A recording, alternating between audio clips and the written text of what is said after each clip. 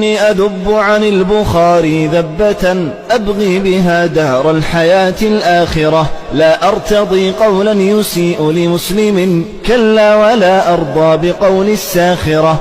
إن البخاري لا أخانك مقبل، ما كان يفني في الضلال محابره، جاب البلاد بشرقها مع غربها، يدعو إلى سنن الحديث الطاهرة، وله بطيبة مجلس يسعى له أهل الحديث بكل نفس صابرة.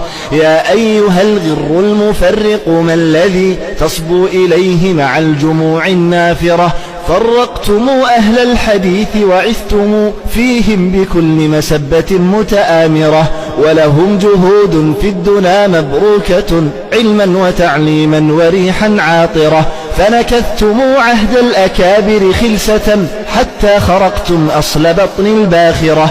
أخذ الربيع على يديكم منعة، وكذا عبيد والعيون الساهرة، هذا ولا أدب بدا في غيكم غير التنابز والفعال الماكرة. أفلا رجعتم للرشاد وللهدى، إن العدو يسره المتنافرة. توبوا إلى الرحمن من تفريقكم أهل الحديث بكل أرض قافرة، ودعوا المراء إجابة لنبينا، ودعوا التنابز والضغائن والترى.